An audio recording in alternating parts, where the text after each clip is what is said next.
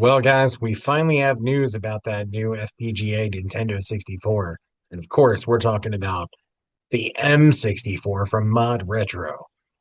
Kelly, now obviously we've spoken about this before as well as the analog. The analog is still not here. They're saying fourth quarter of this year, which would put it full year or about a full year past the initial date. So people are starting to get pretty upset about this. Now, speaking just for Kelly and I, neither one of us pre-ordered it, so we're not chomping at the bit for it. And the thing to remember is I don't think anybody is saying that this is a scam or they don't expect to get it because Analog has tons of great products out. So that's not what this is. I think it's about the kind of lack of communication and the fact that nobody's actually seen it yet. I think people would feel better if they could see it.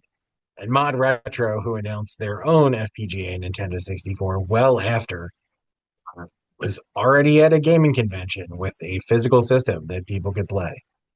And it looks like they may even beat them out to market, depending on what happens, even though it was announced afterwards. So, what are your thoughts on this? Is an FPGA on the horizon for you for a Nintendo 64? And what direction would you go? Uh, I'm gonna go the $199 direction, which would be the Mod Retro direction. So they're also the producers of the Chromatic, which was I think 199 as well. High-end FPGA system. So, which was brought to our attention as we kind of picked on it in its aluminum case, and people brought up to say, well, it's a little bit more than that, and the power of FPGA and all that kind of stuff, and that's all legit. But it was still the Game Boy for $200, and it's like I don't know. But they're planning to sell at least the early bird pricing is 199, which was apparently the cost of the Nintendo 64 when it was released as well. So price is right there.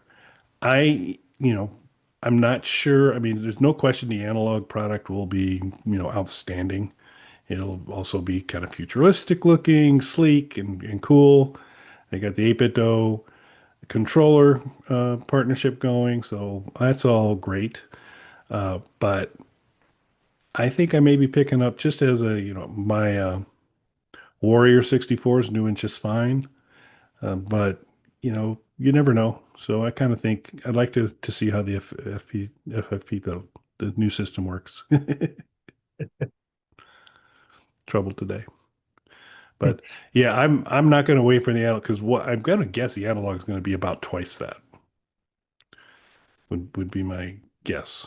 Um, and I'm not sure I get twice the value out of it. So, and the price point to me was super appealing. Where are you at? Yeah, I mean, you can't beat that price point. So as of right now, there are two Nintendo 64s in my house. There's just an OG system that my wife uses that's upstairs. The game room has a Warrior 64, the same that Kelly has, which is great. But I mean, they are original hardware. Even the Warrior, it's a modded console. So it has a new shell. It has the HDMI port added and all that good stuff. But it's still running an original Nintendo 64 in there. It's kind of old hardware at this point. So rather than, replace those as they go along, and one of them did go. The one that my wife uses, the OG one, luckily within the 1 year warranty. I bought it from DK Oldies, so they replaced it, no problem. But that one did die. And again, playing 30 or 30 plus year at this point hardware, that's gonna happen. So it is in the back of my mind because we're both now such big Nintendo 64 players that I want to stay on top of that and make sure that we can continue to be Nintendo 64 players. So it is in the back of my mind. An FPGA system might be in the cards in the future. And right now, I mean, this looks like the way to go. Nothing against the analog one. I'm sure it's going to be amazing, but the price point's better here. I mean, they're being very transparent about it, even letting people play early builds and things like that at conventions. I mean, you can't get more straightforward than that. Plus, I've been kind of following Mod Retro. I don't think I'm going to jump on their Game Boy, but it does look great. But I mean, it's made out of one of the rarest materials known to man, aluminum, which makes everything very expensive.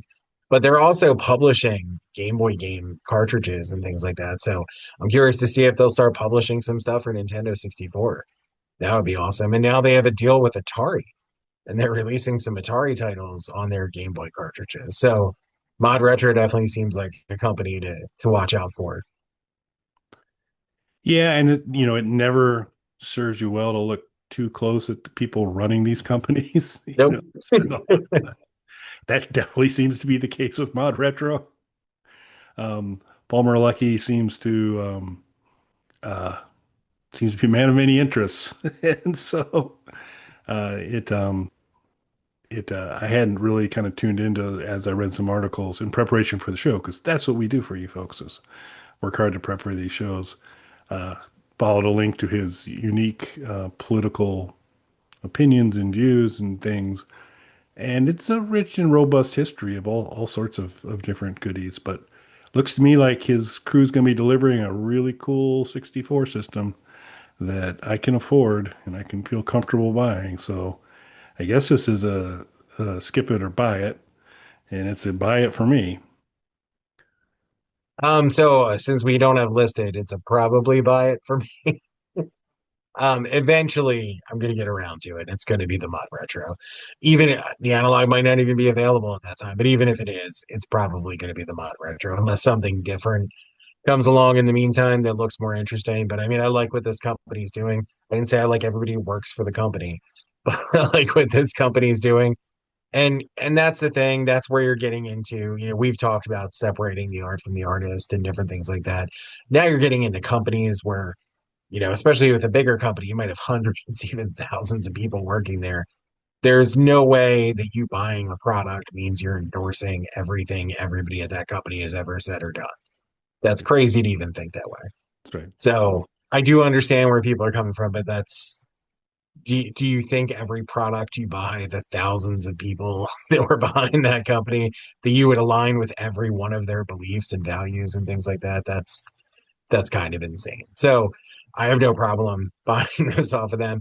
My first purchase from them, though, is probably going to be at least one of those Atari cartridges, just to kind of see where they're at with that. Yeah, definitely. That's real interesting. When we uh, want to do a show on that once you get some, let us know how that all plays out, and to explore the whole art from artist kind of conversation more too. You certainly could explore this show as well, folks, because there's some separation that needs to occur related to that for at least one host. So there's something to think about there as well. But R.I.P. yeah, Booty Dust. yeah. So do the math, folks. Figure it out. But yeah, hey, we'd like to hear your thoughts. Are you going to get an FFFFF? That's like Halloween for me. FPGA, Nintendo 64 from Analog, from Mod Retro, from no one. Where are you coming from? Would like to hear from you on that. Easiest way to do that is leave a comment on this video after you've watched it to the very end, of course, and maybe follow the suggested link at the end of the video. Uh, by subscribing, you'll be able to tune into Hard No. It's the world's shortest podcast. Every episode under a minute, published daily, and thematically, so we just are wrapping up our Halloween themed October. We'll uh, we'll have a Thanksgiving themed November, and then holiday themed December. So the razor sharp focus of Hard No will be turned to very specific topics over the next several months. So be sure and check that out. As well as if you're in the market for games, we've got ROMs totally free, totally available to you. The whole Slapdash series is out there for the Game Boy. There's an NES game as well, some Doom levels, and gosh, I kind of fallen off of that, but there's a Doom level super close to an update, so that'll be coming out soon as well. I can't wait for that personally. Yeah, I just need to do a little polish on it and get it out there. It's close. It's very close. So looking forward to that. So, but yeah, let us know your thoughts. Great to hear from you. Any parting words, sir? No, I mean it's going to be something interesting, and honestly, I hope more companies start putting out these FPGA systems because it's good for everybody. It creates competition for them to push each other further. It's better pricing for us, especially with everything that's going on with chip shortages and tariffs and things like that.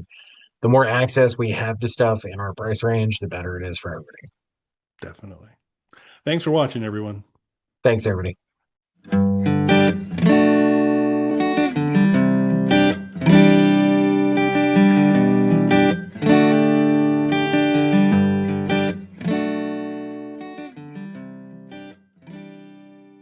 Bog Panda.